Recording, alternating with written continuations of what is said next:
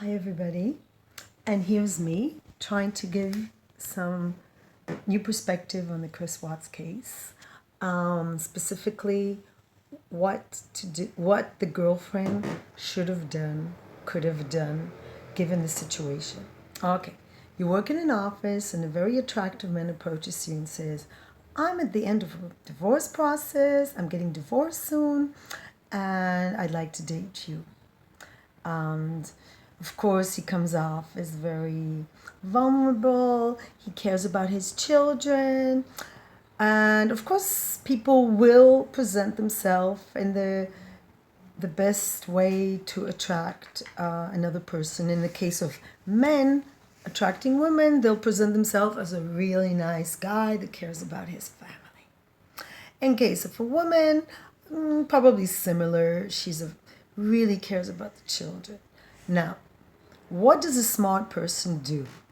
And in the army, they say not knowing is not an excuse. You must have the responsibility of knowing.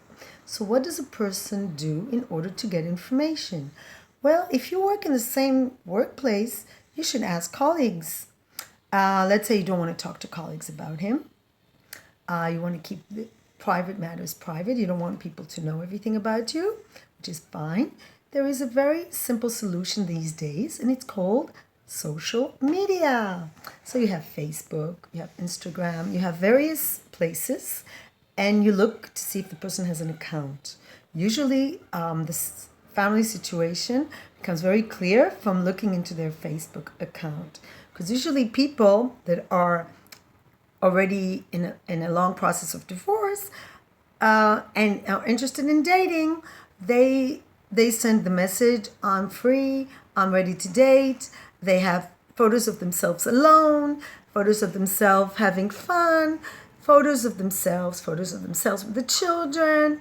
And you could get the clear message this person is single. And they also state it. They give people that are ready to date, especially, they send a very clear message: "I'm free, I'm looking for the next chapter in my life. I'm done with the past and I'm ready to date.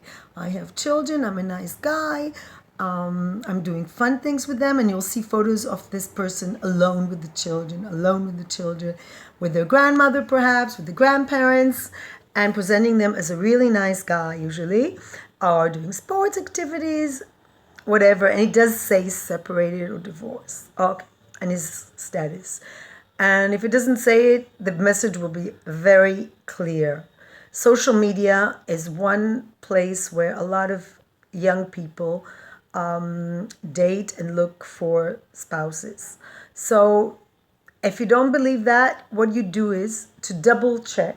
You go on the spouse. Now, it's very easy to see who the spouse is. You see somebody with a similar last name, you do some investigation, bingo, you're on her account. And then you see, if you see photos of them together and nothing has changed, you could say, well, maybe she's in denial. That's also a red light. It doesn't. If a person, in fact, has undergone a long divorce process, most likely she'll get the message and she will not be posting pictures of them hugging together. So when you see a picture of them hugging together, she also look at the comments and they say, "Oh, great, congratulations on your anniversary. It's good to see you two together."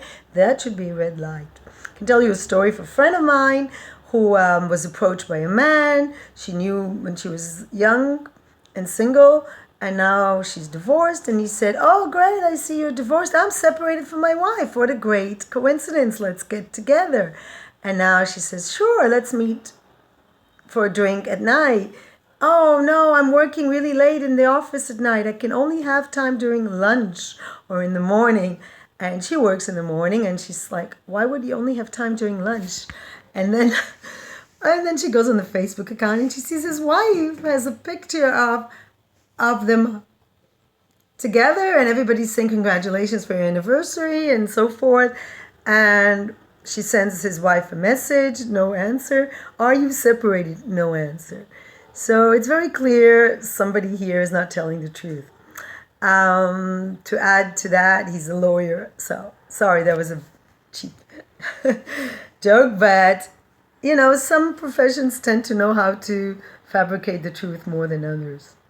So if you are a smart woman, if you really don't, if you are who you say you are, if you're a decent person who cares about children, who cares about people, who cares about not harming others, then what you do is you investigate, you find out before you leap into a relationship.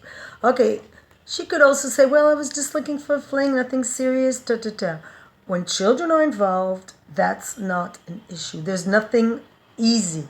Once the children are in the picture, even one child, even a baby, there is someone to consider.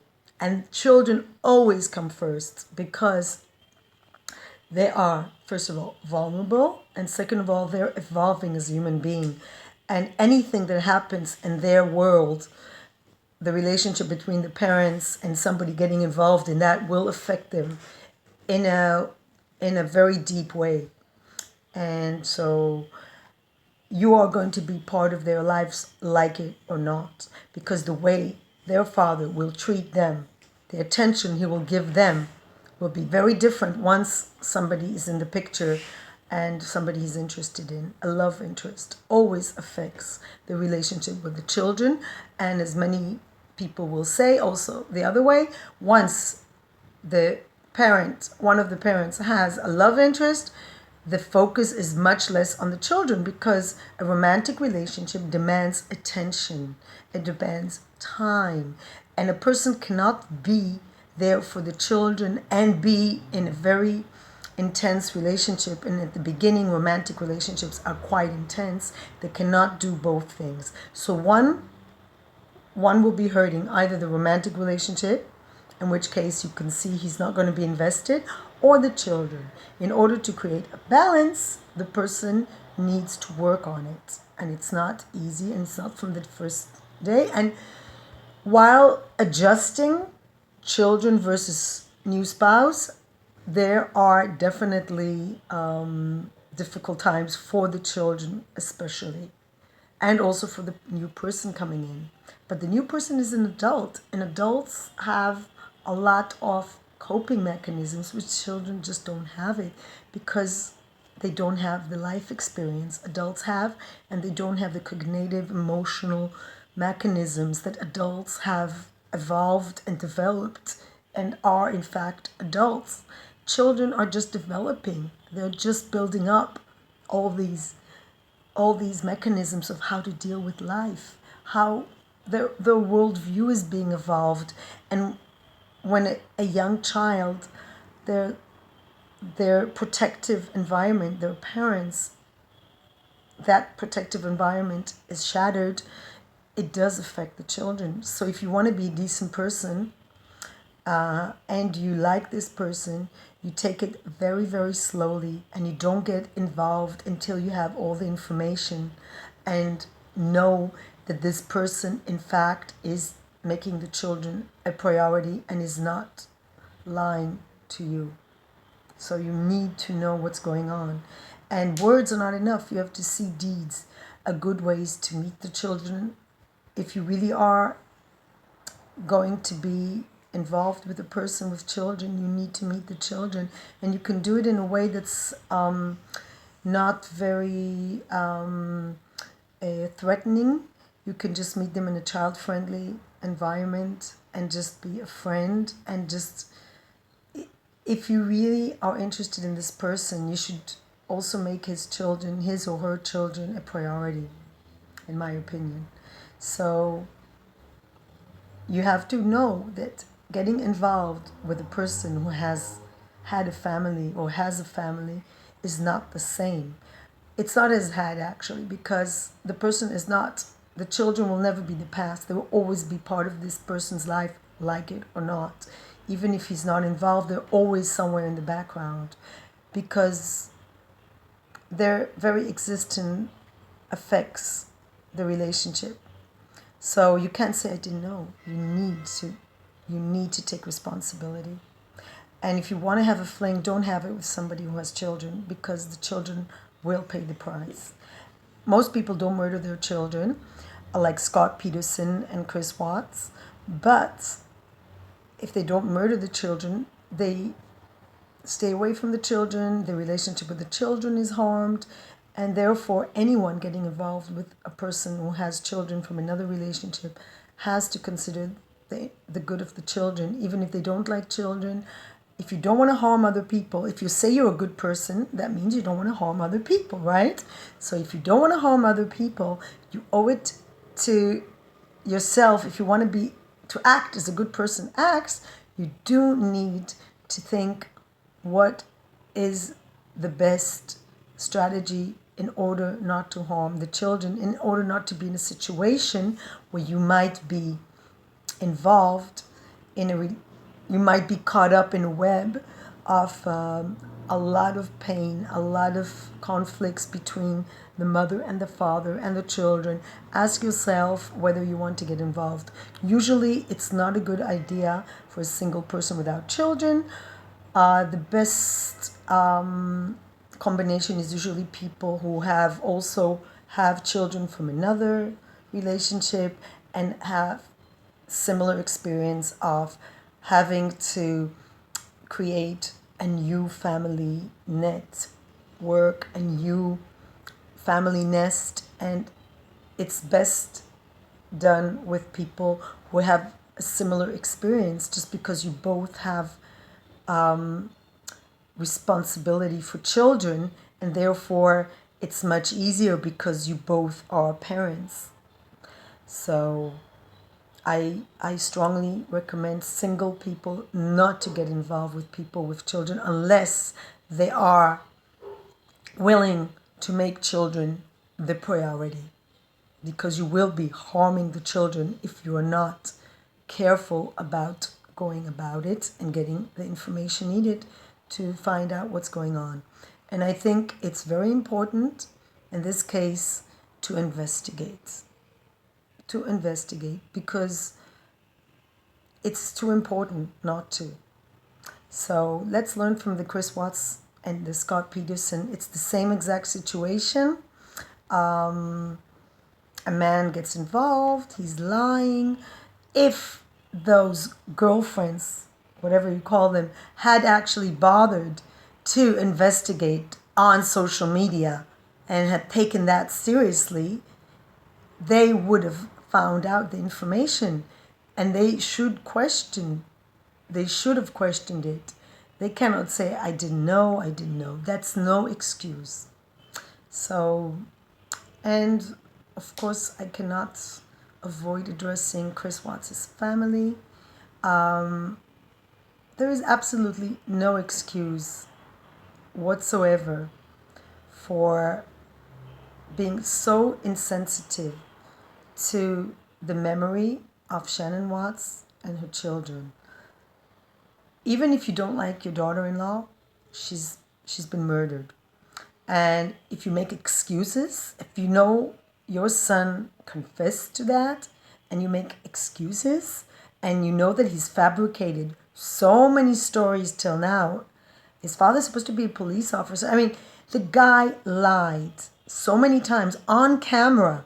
So how are we supposed to believe him now? How can you say, I trust what my son says, when he has been proven to be a liar time and time again?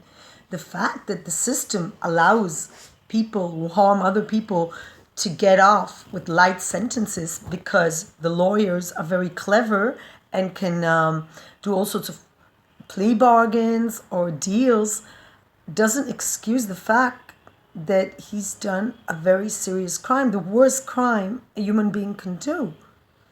Take the lives of his own children, or let's say he didn't kill them, take the life of a woman pregnant with his child, which is still, in any case, even if he didn't kill the children, he killed an embryo and he killed his pregnant wife.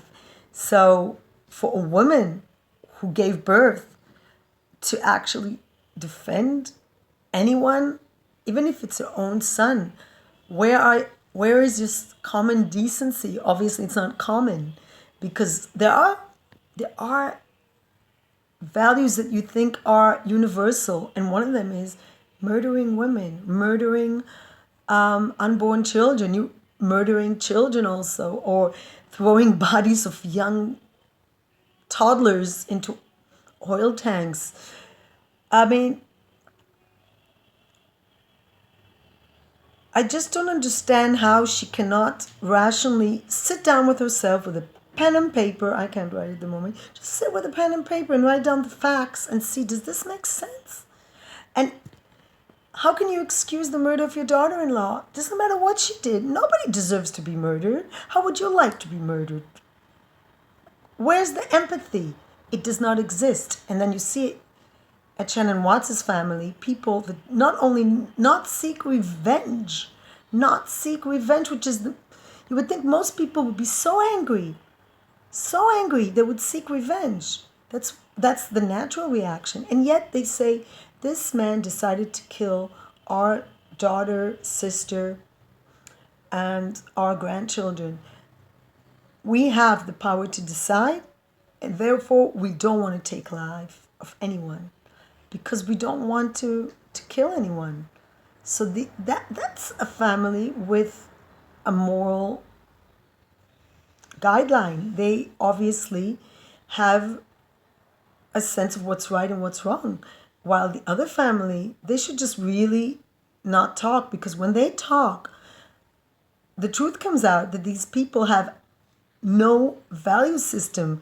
They don't really, if they really cared about what happened also to the family of this dear woman, they would say sorry and not accuse. Peace, light, and love, and be smart.